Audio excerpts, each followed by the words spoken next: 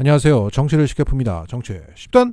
오늘 JTBC는 이준석이 보유한 상계동 아파트의 등기부등본을 떼어보니 세금을 제때 내지 않아 집이 압류된 사실을 확인해 보도했고, 오늘 이 네이버 기사는 기록적인 조회수를 기록했습니다. 시민들은 그 내용보다 등기부등본만 떼어봐도 알 수 있는 2021년의 체납 사실이 지금에서야 나오는 이 기울어진 운동장에 대해서 더 분노했습니다. 그런데 오늘 뉴스타파 봉지욱 기자는 이보다 더 분노스러운 사실을 보도했습니다. 2013년 8월경 이준석이 살이 빠진다는 이유가 성접대가 맞다는 보도를 김성진의 장부와 휴대폰이라는 물증을 통해서 입증해냈던 것입니다. 자, 뉴스타파 봉지욱 기자가 확보한 김성진의 아이폰 6는 2013년부터 16년까지 사용되었고, 거기에는 여야 거물 정치인과 고위공무원, 재계 인사들의 연락처, 통화 내역, 문자 메시지 등이 담겨져 있어 이것은 가히 핵폭탄이라고 할 수 있습니다. 그중 김성진 대표는 이준석 당시 새누리당 최고위원을 성접대 위에 포함 총 20여 차례 접대했다고 합니다.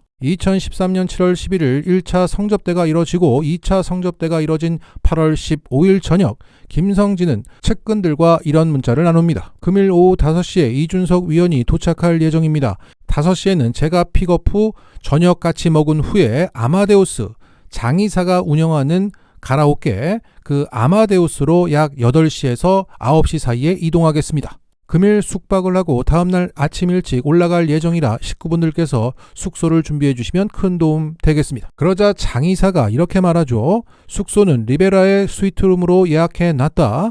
대표님, 이준석 위원님은 유성으로 모시는 게 좋을 것 같은데요. 알겠습니다. 유성으로 준비하겠습니다. 여기서 유성은 대전시 유성구에 소재한 룸사롱을 의미합니다. 그러니까 이 장이사는 이준석의 접대를 맡아 준비한 지역 유흥업소 업자였던 거죠. 오후 6시 50분경 이준석을 대전역에서 픽업한 김성진은 자신의 집으로 향하면서 아내에게 이런 문자를 보냅니다. 가고 있어. 16분 도착. 맥주랑 와인도 시원히 부탁. 안주도. 자, 상황이 매우 구체적이네요. 좋습니다. 그리고 1시간 뒤에 김성진과 장이사가 문자로 대화를 나눕니다. 장이사는 룸사롱에 대기하고 있다고 보고했고, 김성진은 자리가 마무리된 이후에 다음 목적지를 묻는 문자를 보냈습니다. 그러자 장이사가 말하죠. 네, 저번에 이준석 위원님 모셨던 곳입니다. 국군 휴양소 후문 쪽입니다. 장소까지 특정됩니다. 그러자 김성진은 자신의 수행비서에게 나갑니다. 국군 휴양소 후문으로 갑니다. 라는 문자를 보냅니다. 이후 이준석 포함한 일행은 룸사롱에 도착했고, 김성진은 수행비서에게 이렇게 문자를 보냅니다. 웨이터 내려가면 뒷좌석 금일산 약 1개 전달하세요. 1개면 됩니다. 자, 이 약에 대해서 김성진은 성기능 관련 약이라고 경찰에서 진술했다고 합니다. 이걸 김소연 변호사는 시알리스라고 특정해주어. 자, 이 문자 메시지들은 김성진이 검찰에 제출한 투자 지출 내역, 즉 김성진의 장부와 크로스 체크되고 있습니다. 유성 룸사롱, 유성 리베라 호텔 성접대, 그 시기와 문자 내용이 정확히 일치합니다. 그리고 이준석이 이날 룸사롱에서 성접대 받고 리베라 호텔에서 잤던 비용이 총 130만 원이 나왔던 거죠. 따라서 이 2차 성접대 다음 날인 2013년 8월 16일 이준석의 살이 빠진다, 이 글의 의미가 정확하게 이해가 됩니다. 자, 그리고 김성진의 이 소통 방식이 인상적입니다. 장이사, 수행비서와 소통하는 방식이 웬만하면 문자였습니다. 전화를 하면서 나갑니다. 국군 휴양소 후문으로 갑시다. 또는 웨이터 내려가면 뒷좌석에 오늘 산 약 1개 전달하세요. 이렇게 전화로 하거나 직접 얘기할 법도 한 상황으로 보이는데 다 문자로 했습니다. 그러니까 김성진은 웬만한 소통을 문자로 했던 겁니다. 그러면 이준석과도 문자로 소통을 했을 거란 얘기죠. 통화로 소통했다면 통화 내용만 남아서 빠져나갈 수도 있는데, 문자로 했다면 빠져나갈 방법이 없어 보입니다. 그런데 오늘 봉지욱 기자는 공개하지 않았습니다.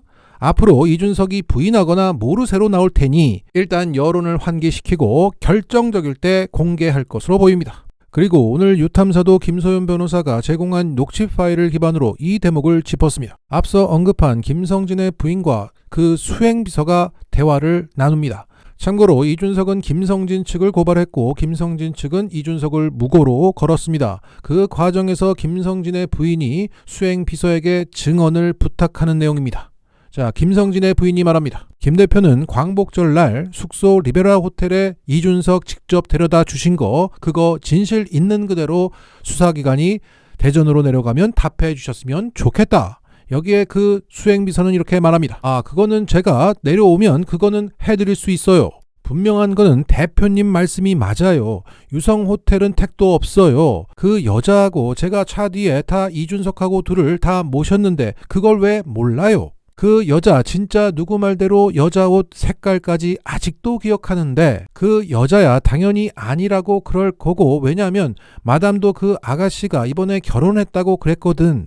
그러니까 보호하는 차원에서 주차장으로 나와서 장기훈이하고, 그러니까 그 장의사 있을 때 이렇게 바라보면서 거기 대충 위치 좀 바라보면서 저기에서 이 새끼 X치고 있겠구나, 그 생각해가지고 그게 중간층 이상이에요. 자, 여기까지 주요 증언이 확보된 상태입니다. 따라서 이준석은 2013년 8월 15일 광복절에 대전 유성 룸사롱에서 성접대를 받았다는 사실이 김성진의 장부와 휴대폰 문자 그리고 수행비서의 증언으로 크로스체크되어 확인되고 있습니다.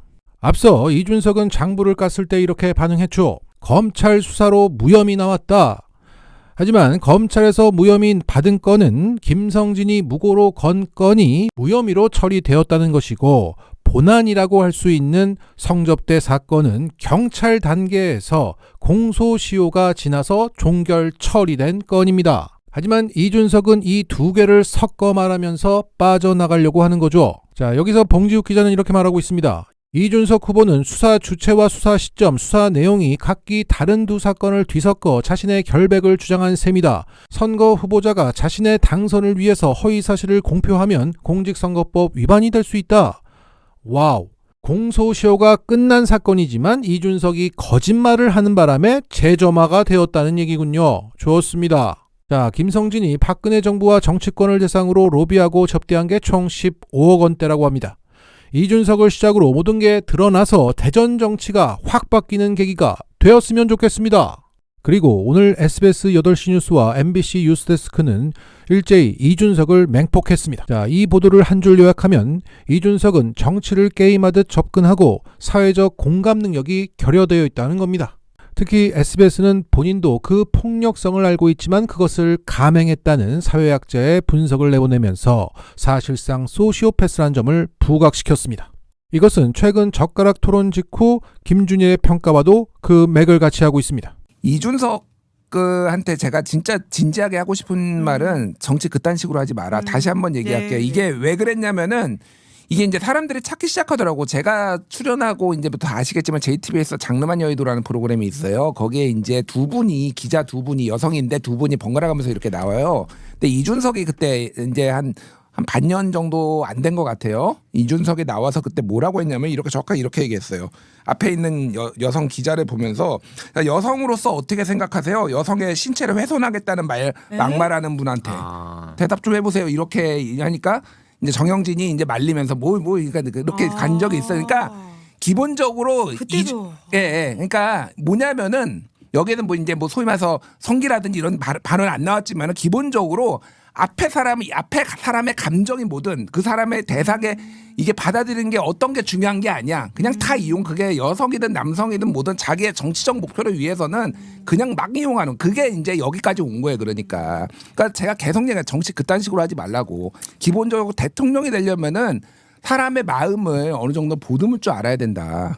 현재 적지 않은 신문과 방송 등 제도권 언론들은 이준석을 퇴출시키겠다는 마음을 먹은 것으로 보입니다. 그리고 대학가에서도 이준석을 몰아내야 한다고 생각하는 청년들이 늘어나고 있습니다. 그 실황을 잘 담아낸 미디어몽구님의 영상 링크를 더보기에 남기도록 하겠습니다. 마치겠습니다.